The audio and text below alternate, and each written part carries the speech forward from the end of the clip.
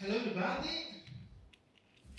Today I'm super happy to introduce you Professor Alessandro Francesconi from CISAS, the Space Research Center from the University of Padova. Professor Francesconi will introduce shortly his activity before starting the core of the seminar. By the way, I'm very proud of being here today as a senior lecturer in Aerospace Engineering. And Professor Francesconi was my mentor during my PhD in Padova, and I owe him really a lot of what I learned along the way, and the seeds that in the years developed with the activities that I followed and I'm following. With Professor Francesconi, we carried out a project awarded with IPAS Plus by MCST about the conceptual design, evaluation of feasibility for a single stage Lightness Gun facility to test hypervelocity impacts here in Malta. Was academically speaking an excellent year because thanks to this we started also the activity with Dr. Barilaro from INAF Bologna, Dr. Wiley of Carlo IT in Dublin, Ireland. So we started building a constellation of activities related to the big topic of impacts and materials characterization. And today is also a very interesting talk because for us we can have an overview also on how things developed in Padova during the years, what is currently going on in Padova. CISAS has 25, 30 years of activity. 25 years, so they also started from scratch, from the legacy left by Professor Giuseppe Colombo. In fact, CISAS takes his name with the nick he had Beppe Colombo. And in the years they developed many projects, arriving at having an excellence worldwide, taking part in huge projects, very important missions. And I can also say that Professor Francesconi in his field is definitely one of the best, not only in Europe but also worldwide. So we are very lucky to have him today. So thank you, and now the stage is yours. Thank you, Leonardo. Good morning, everyone. For me, it's a pleasure to be here today and giving to you this talk. So I like first to say thank you to all people that made it possible to establish this international collaboration, MCST, the management, then of MCAST, in particular Mr. Tiscio, Mr. Samut, and Professor Caleia that I met before, and Leonardo, Dr. Barilaro, whose passion started this activity, whose goal, whose aim is to figure out if it's possible to establish also here in Malta an impact facility for material study, first for aerospace, aeronautic, and then for space applications. So the topic of this talk is related to what can be done with an impact facility based on our experience. Leonardo asked me a couple of minutes ago to say something about myself. I am Associate Professor of Space System at the University of Padova. My research fields are space debris, environment in general, and technology related to space debris. In this respect, I manage that laboratory, that facility. I've been chairman of the protection working group of the Interagency Space Debris Coordination Committee, which is, I can call it a technical committee which provides input to the United Nations regarding the policies for space debris management. And this committee is composed by experts coming from the most important space agencies worldwide. And I did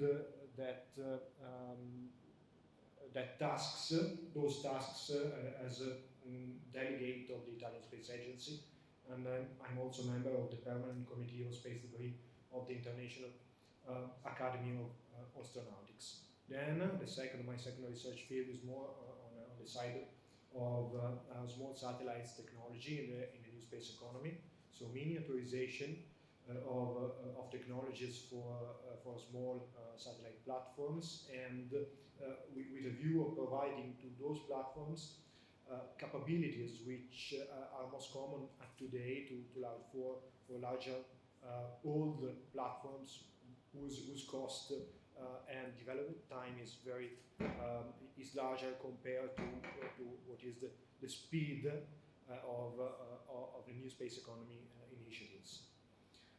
So I come back to the topic of this talk.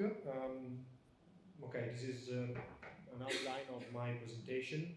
I will, before going into details of the impact facility research activities, I will provide a short presentation of the University of Padova, and then the core of the presentation is related again to the Hypervelocity Impact Light Gas Gun facility and the research activities that are done at that facilities and in time have grown around it. So starting with the first point, the University of Padova. The University of Padova is a large university. It's an old university. This year we are celebrating the 8th century from its foundation.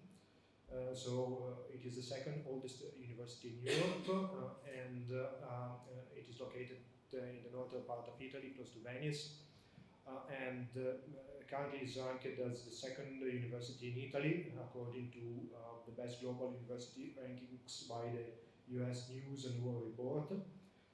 It has got 64,000 students, and among 32 departments, my department is called the Department of Industrial Engineering, is home of the degree of the bachelor, and then 3 years, and then the master degree in Aerospace Engineering, with a total today of more than 1,100 students.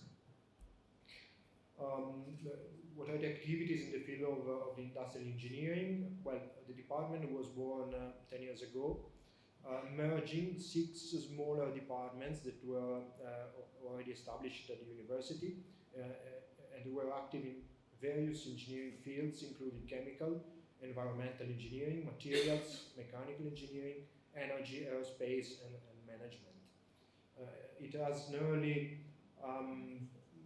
400 people involved, 130 faculty members, then other research fellows in terms of PhD students and postdocs, about more than 200, and then about 100 administrative staff. It manages 4 bachelor's degree programs and 7 master degree programs and 2 PhD schools for a total of 4,500 students and more. And then coming to the activities, Leonardo mentioned the activities related to space, CISAS, to the Space Center of the University of Padova. So what is the heritage in terms of space? The heritage is related to the legacy of Professor Giuseppe Colombo, that was one of the fathers of Italian modern space history. He is well known for a variety of discoveries, mostly scientific discoveries. He was the first to explain the spin-orbit resonance of the planet Mercury. Mercury rotates about its axis 3 times, and in these 3 times there are 2 rotations about the Sun. So Colombo was the first to explain the reason for that resonance. Then, according and thanks to this explanation, he could offer a solution to NASA for increasing the number of the flybys of the planet Mercury for the Minor 10 mission. And for this reason, this is one of the reasons that led him to him to earn the NASA Gold Medal for outstanding scientific merits. He also gave significant contribution to the explanation of the formation of the rings of the planet Saturn, and in fact there is one area in those rings which is called the Columbus Gap, and then he is one of the co-inventor of the tethered satellite system to produce electricity through interaction with the Earth's magnetic field. In particular, you see the second picture in the middle. That experiment was the first one that brought one Italian astronaut in space on board the Space Shuttle to deliver the payload, the tethered satellite, which is shown on the left on the middle picture. And the cornerstone scientific ESA mission to Mercury, which was launched in 2018, is named Bepi Colombo in his honor. Okay, based on this legacy, in Padova was founded in 1991 the Space Center, a space center which is called CISAS, Center of Studies and Activities for Space, which features a solid collaboration between several university departments and currently embodies more than 40 professors and researchers and another 50 persons working in research as part of the staff. CISAS also has its own PhD school in science, technology and measurement for space since 1992 with two curricula. One focused on science and technologies for space, and the second one focused on mechanical measurements for space. CISAS was active since the beginning in scientific missions. Here is a gallery of the ESA missions in which CISAS was involved, starting from left to right, the Cassini mission to Saturn, and the Titan moon of Saturn. CISAS was involved in the design and realization, development of many experiments for those missions. And then the Virtus spectrometer for the Venus Express mission to Venus, then the planetary Fourier spectrometer for the mission to Mars, called Mars Express, and more recently the wide-angle camera, which took those beautiful pictures of the comet in the Rosetta mission, launched in 2004, and then again the DREAMS suite of experiments to study the atmosphere of Mars, launched in space in 2016 in the frame of the ExoMars mission, and the Bepi Colombo mission with the design development of that suite of instruments for the observation of the planet Mercury, and the last one, very last one, to be launched next year, is the mission JUICE to the ice moons of Jupiter, with the realization of the cover mechanism of a telescope. Then, within CISAS, many activities are also performed in the field of space robotics, robotic system for excavation of the soil in planetary environment, rovers for planetary exploration, and then again more than 15 years of experience in design, verification, test of payloads for stratospheric balloons and drones.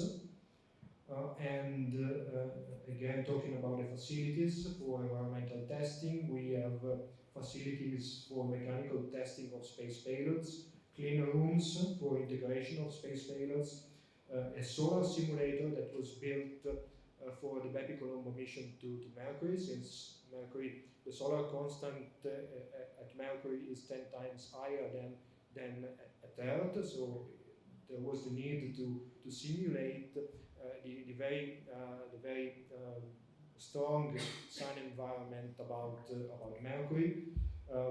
Facilities for thermal vacuum testing, and last, facilities for space debris impact characterization, which is the focus.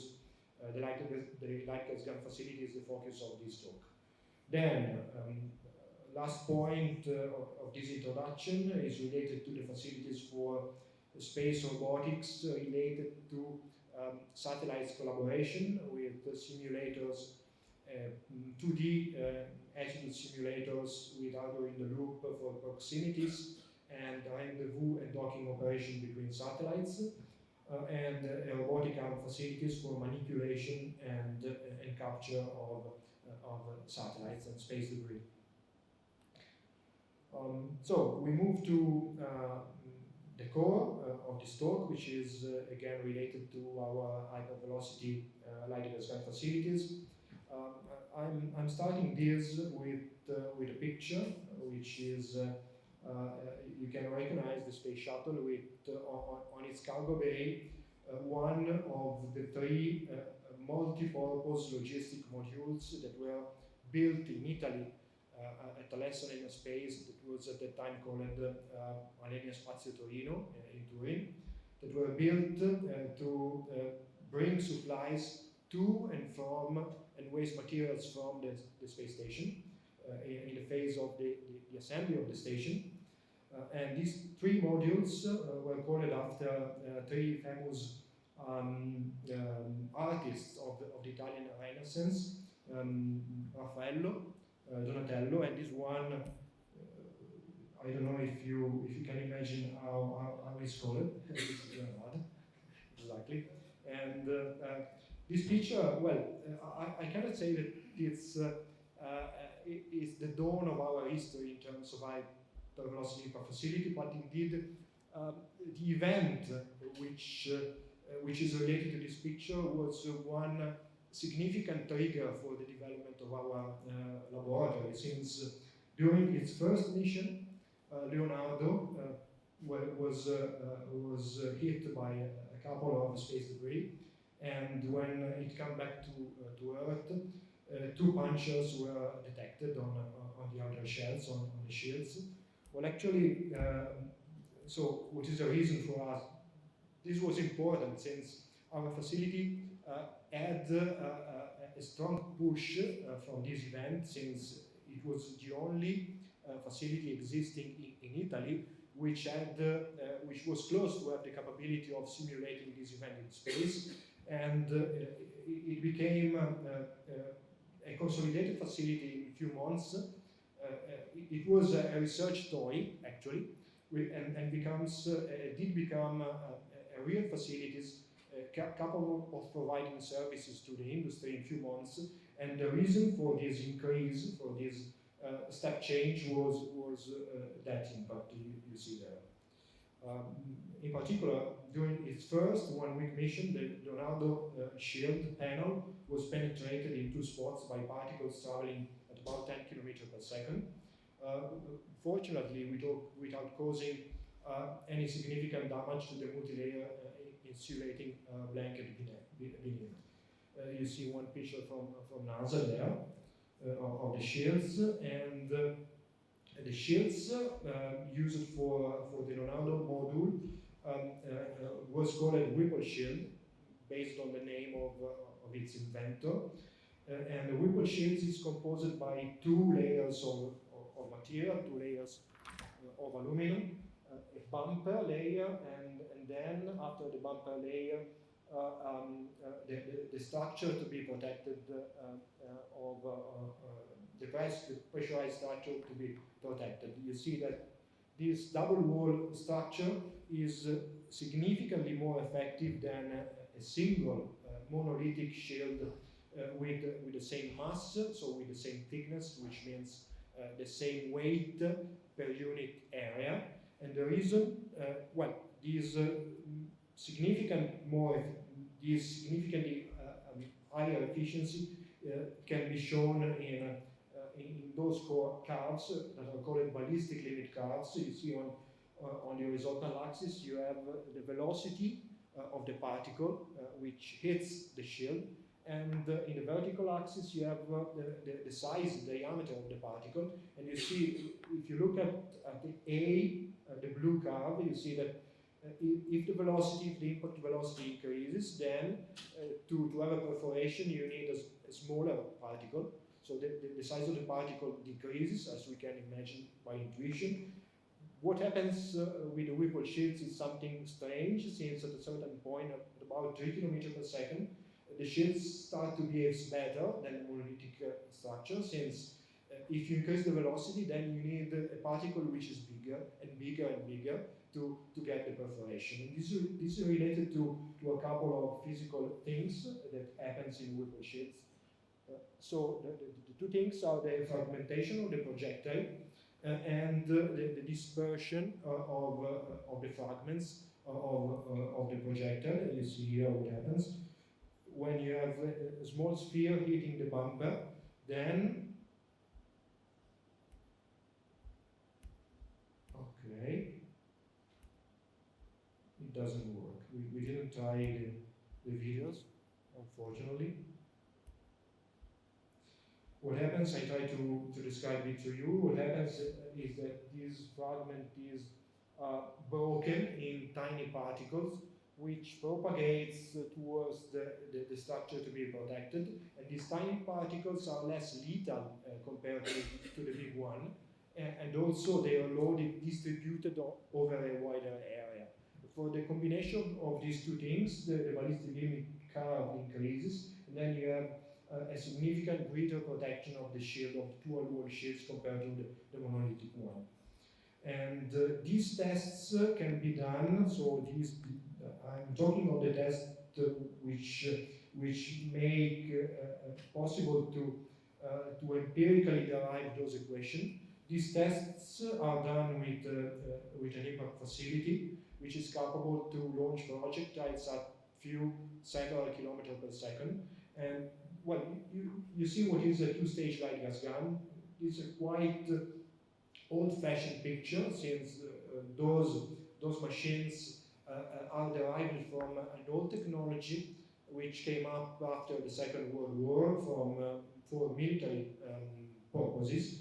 And you see that what happens is that in the breech here, you often those facilities often use powder to give power and increase the temperature and pressure of the gas, which pushes a piston along the pump tube, and this piston compresses the propellant, which is hydrogen, up to few thousand bar of pressure and few thousand Kelvin of temperature.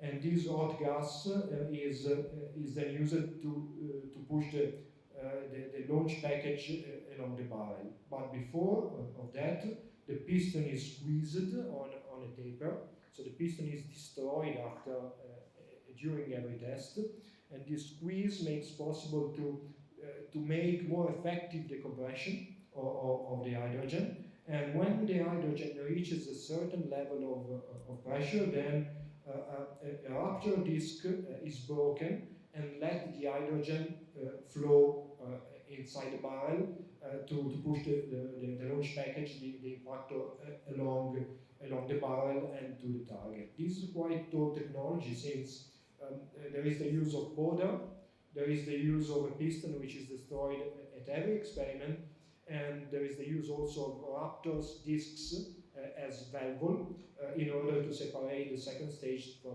the barrel. So there are many components that are destroyed at every test, and this means that the cost of one experiment is high, and the time that you need to prepare the next experiment is long. So it's not possible to perform many experiments, and those experiments are expensive. The facility that we built in Padova is based on a completely different strategy, since we do not use powder in the breech. Instead, we use high-pressure gas from commercial tanks. We don't use the taper, but we use a high-pressure section with controllable valves that are not broken, and so they can support many experiments in sequence, one after the other.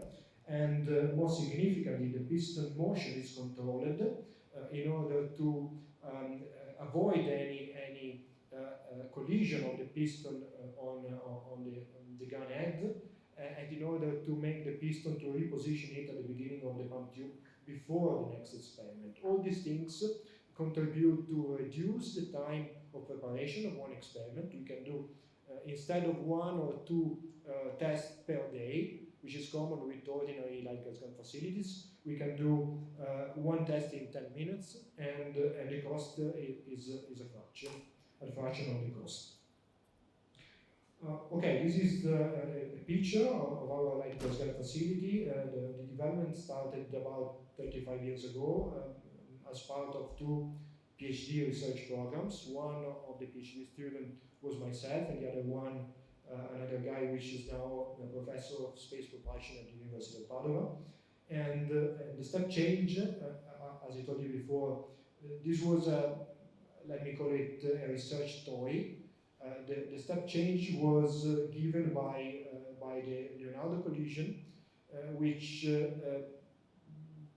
create the need to have in Italy a facility which could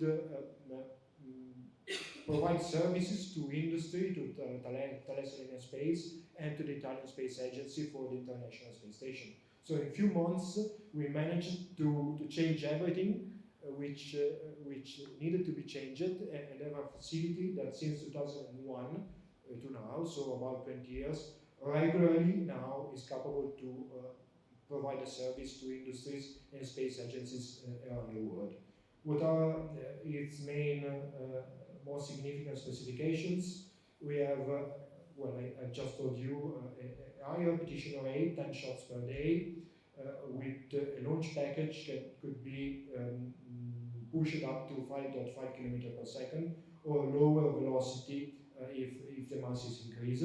This is compatible with the space debris of small size. And then you see there at the end, we see the test chamber, which is this one, and contains a certain number of instrumentation, high-speed videos, shadowgraphies, ballistic pendulum for momentum tests, impact flash detectors, accelerometers, and then after test, C-scan, ultrasound measurements to see what is the damage inside the material, and so on. What are the research activities that we do and are going around the facilities?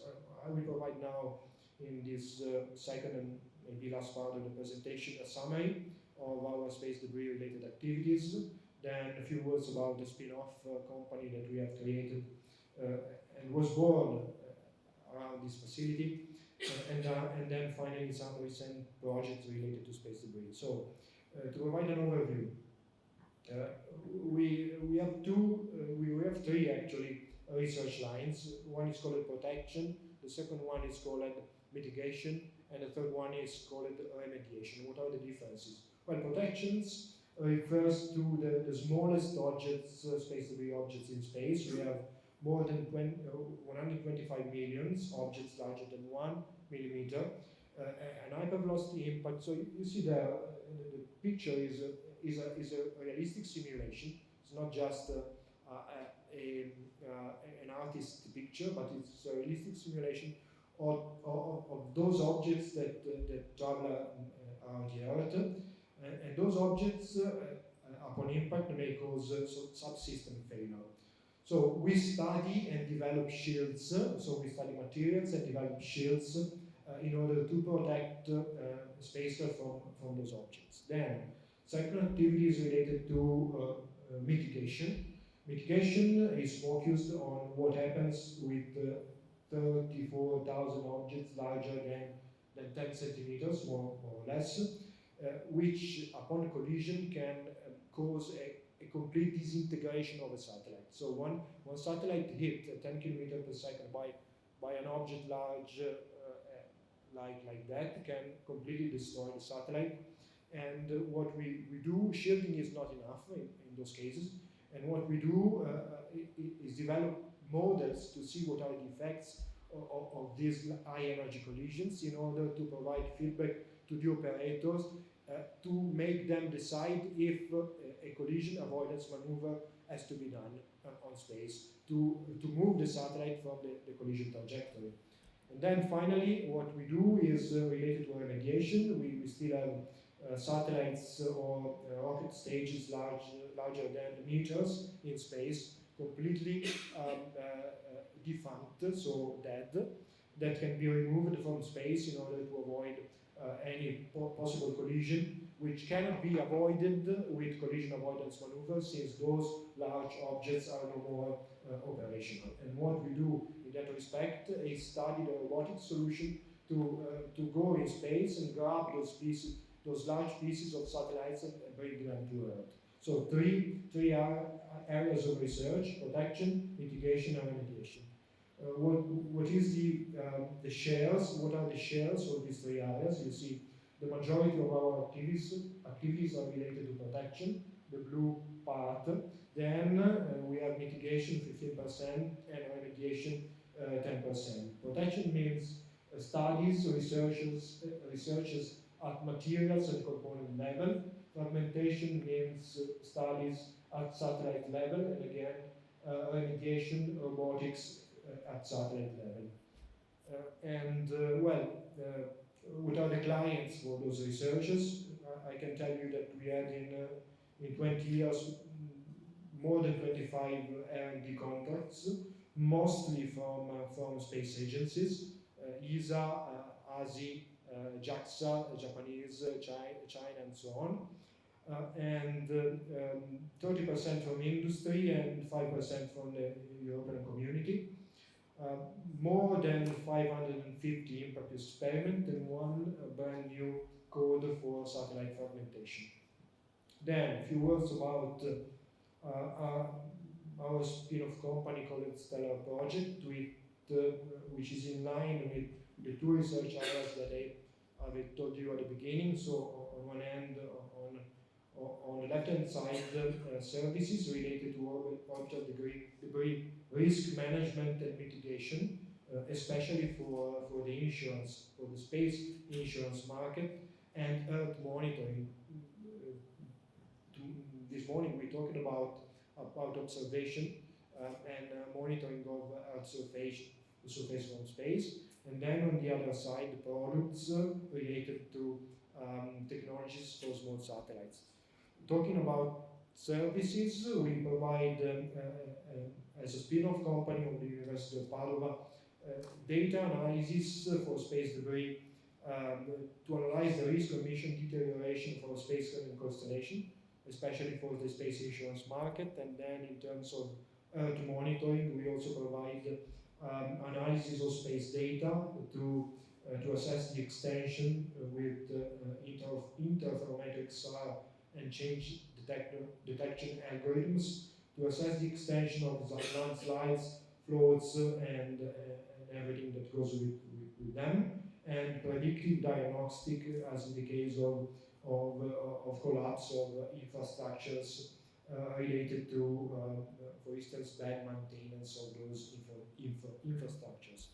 Talking about products and technologies for small satellites, we develop free space optical communication terminals for small satellites.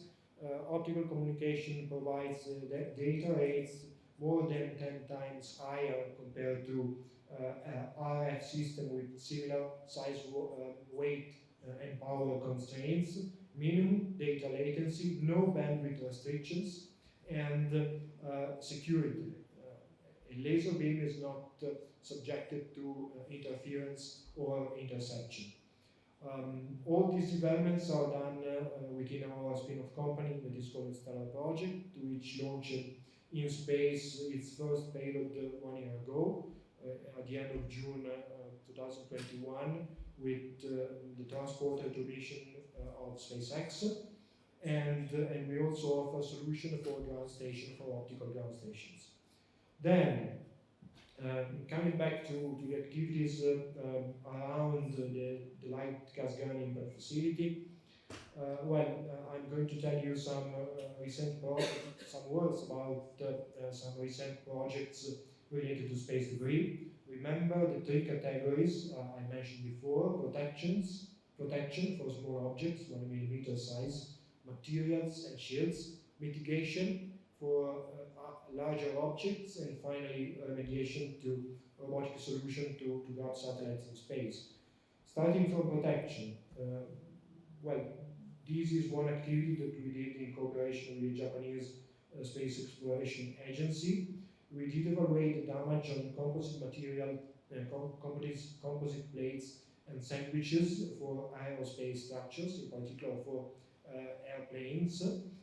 We built a large database of more than 90 impact tests, evaluating the damage in terms of crater all size, surface peeling, and internal delamination as function of the test parameters. Then we did develop a self-filling based composite sandwich panel. You see here, probably you have seen the video. This is the base material that we used, ethylene co-methacrylic acid ionomer self-filling material. You see here after puncture, after collision, the material is actually repaired automatically, and this base material was used to build sandwiches, composite sandwiches. All of these sandwiches that you see in the videos. Probably the first two are working, the other okay. All these sandwich plates were actually, as you can well see, perforated by the projectile, but all these sandwich plates were actually repaired.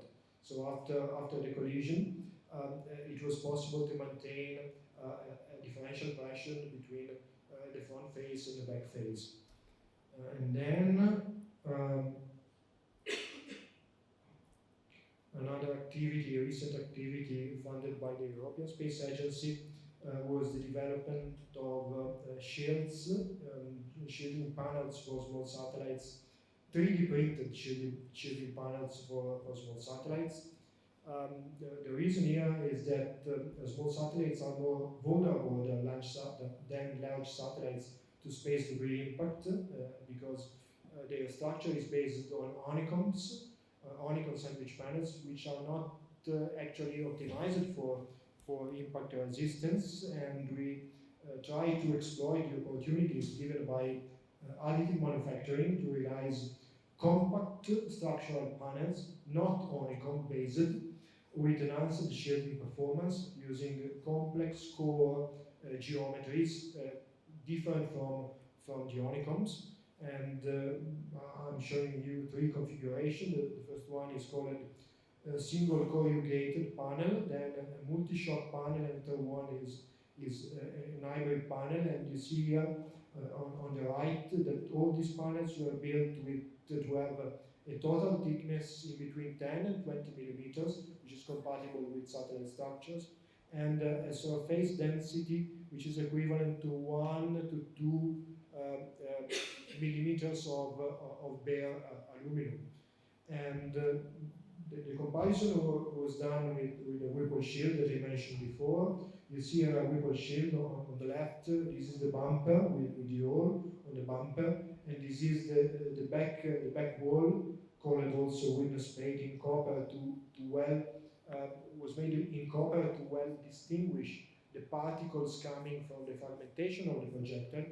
And you see the typical pattern of damage on the back wall. The back wall can represent an internal component of the satellite, like, for instance, an electronic box that needs to be protected. And this was used as benchmark, and you see what happens with our 3D printed enhanced shields. You see in particular the picture on the right. Despite the very large damage to the bumper itself, you see that the damage to the backup wall is negligible compared to the damage which we have with the Whipple shield. This is clear. And so we can state that those panels provide a very high protection capability for spacecraft internal equipment compared to the wheel shield. Something similar happens also for the other two configurations, where you see the just dust is coming out from the collision with the bumper, and the three solutions are almost equivalent from the protection point of view, and they could be changed based on other requirements, for instance, stiffness or thermal capability, thermal insulation. Another activity related to protection is this one, again, is a contract by the European Space Agency. We did 25 impact tests to get an insight of the physics of the satellite and satellite components fragmentation, to improve our understanding in these processes, and this is needed to feed the spacecraft backup models. This is a very important point in terms of policy, since the most significant reason, the most significant driver for the evolution of the space debris environment in terms of debris is the way satellite break. So when a satellite is hit by a big piece of debris, then it becomes broken, and the way new fragments are produced is actually the first driver of the long-term evolution of the space debris population. And this is very important from the policy's point of view, since the United Nations wants to know what are the rules that need to be told to satellite manufacturers in order to reduce the outcome of those fragmentations. So we did these activities testing structural materials, metals, composites, transparent materials, solar panels, and also mock-ups of small satellites, so complete mock-ups of small satellites. We did recover all the fragments, most of them, counted all the fragments, measured their size and shape using a custom automatic procedure that we have developed at the purpose.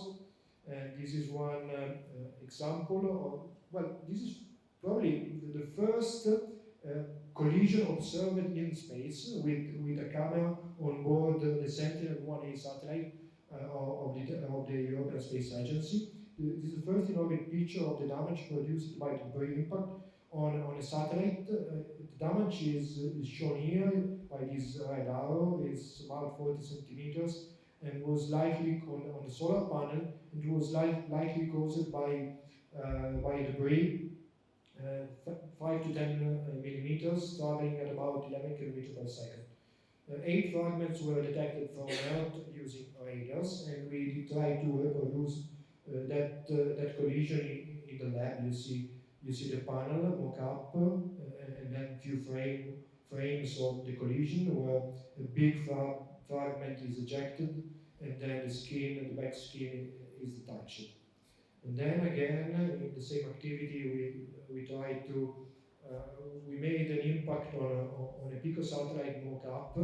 The energy, the key parameter of this is the so-called energy to mass ratio. So how much high is the kinetic energy of the projectile compared to the mass of the satellite?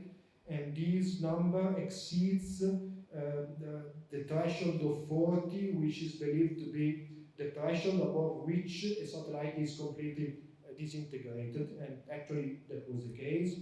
We did collect, was a student job, we did collect more than 7,000 fragments, measured them, and analyzed them. Then activities about mitigation. I mentioned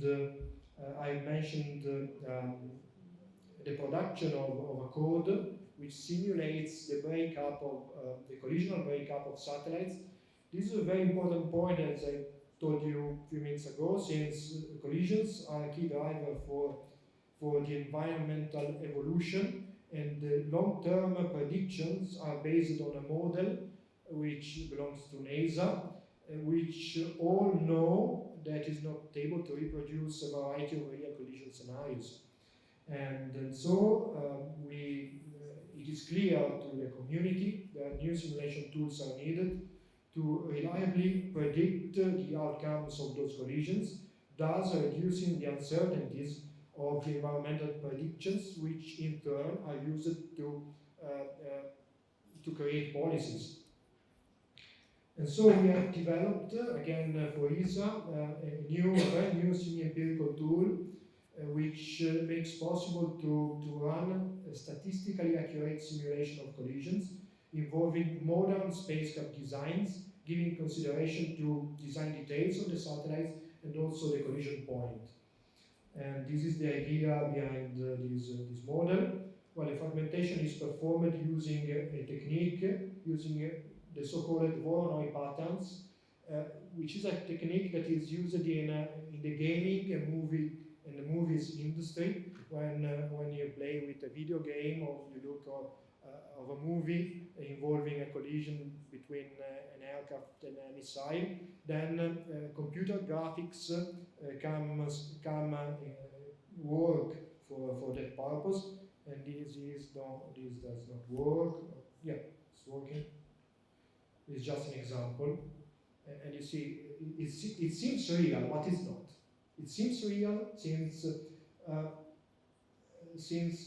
there is the conservation of mass in this simulation, which runs in real time actually, but it's not real, since what they do is to break the glasses in that case with a pattern which is decided beforehand, and then there is no simulation, there is no physical simulation. They create a grid and break it, random grid. It seems real, and it's okay for movies, for video games, but it's not physics. What we did, we took those algorithms and put in those algorithms the physics. So the smart idea, I would say, is to employ those algorithms with physical constraints which come from empirical knowledge of the phenomenon.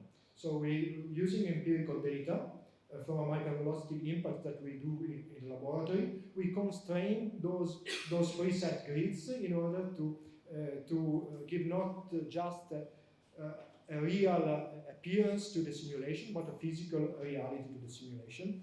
And in this way, we have realized that code, which can, as you see, predict the fragmentation, the collisional fragmentation of satellite with several key improvements compared to the state of the art, since we can simulate also subcatastrophic collision, which is not possible with the NASA model. We can give consideration to a variety of collision scenarios in terms of impact point, which is not possible with the NASA model, which envisions only collision on the center of mass, no more than that. And the computational time intensity is very small compared to full physics simulations, which take months for simulating an event like that. So months become hours with this technique. And this is another example of a collision simulation of a real event that happened in 2009. It was the collision in orbit of one operational satellite of the Iridium constellation for satellite mobile phones with a defunct satellite of Russia, the Cosmos, and this actually happened in space. And this is the simulation, the possible simulation of what is going to happen if the ENVI satellite would be hit in space by a space debris. The ENVISAT is probably one of the most serious concerns for the community, since it's very big, but it's large like a bus. It is an 8-ton satellite, which is completely uncontrolled at the moment in an orbital region which is very crowded by operational satellites. If the ENVISAT would be hit now, when I'm talking now, well, from now to centuries, probably to thousands of years, it won't be possible to use the LEO orbit. No more possible, because of that number of objects that will be thrown into space, distributed into space. And then, so that's why we need to remove those big objects from space. Remediation means remove the MVSAT and satellites like MVSAT from space. We need to go there and bring it back to home, since every instant is a risk for the space activities in the future. And we work also in this part, in this area. In particular, again for ESA, we develop robotic capture solutions for space debris with innovative GNC techniques, in particular focused on the active debris removal of MVSAT and of satellites in a large constellation. We develop GNC algorithms for combined control of a chaser spacecraft equipped with a robotic arm to enable close proximity operation and capture scenarios. Here you see a short video of the capture of MVSAT. It's a realistic simulation.